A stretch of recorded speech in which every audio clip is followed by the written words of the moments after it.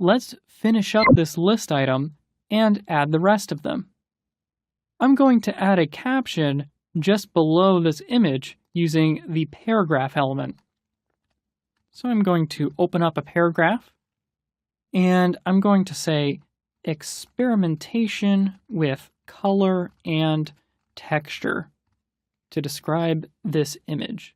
Now, like I said, we're going to resize these images later on, but we'd still like site visitors to be able to click and see the full-size image. Let's add a link around this image and caption to the full-size image, and we can do that like this.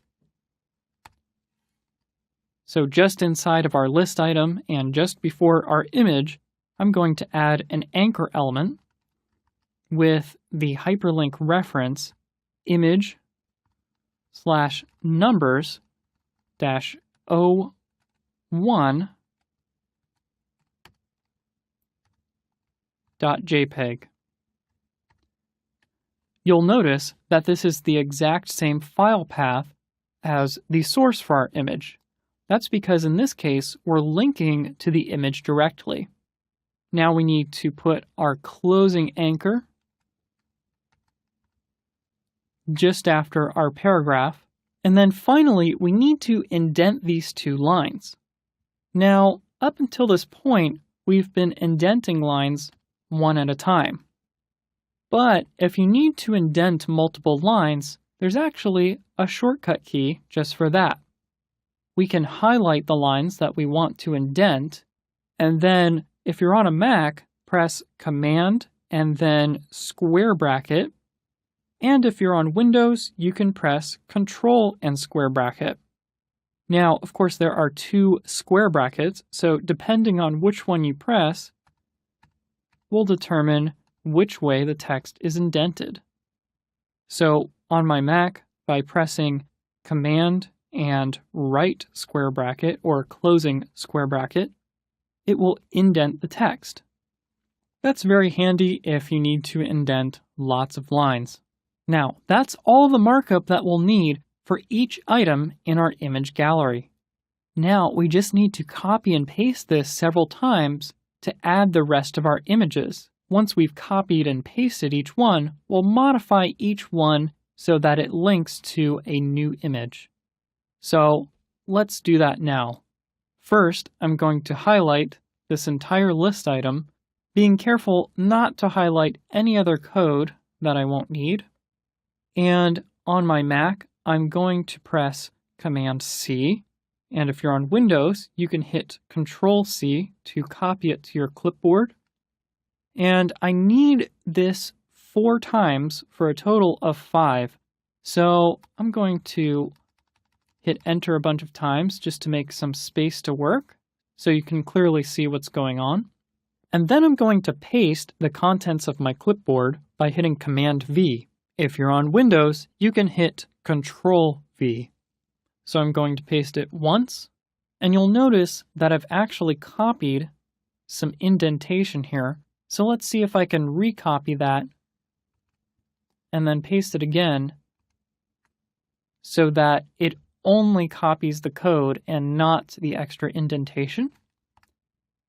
I need to copy it 3, 4, and a total of 5. So we actually just copied that 4 times for a total of 5 list items. I'm going to delete this extra space because we won't need it. And now we're ready to modify each list item.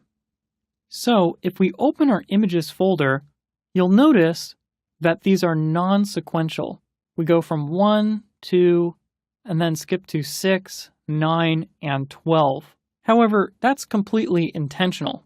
When you're making a portfolio, it's always best to edit it and only leave in your best work. So there are other things that I've created here, but these are the ones that I want to show. So we need to modify each list item.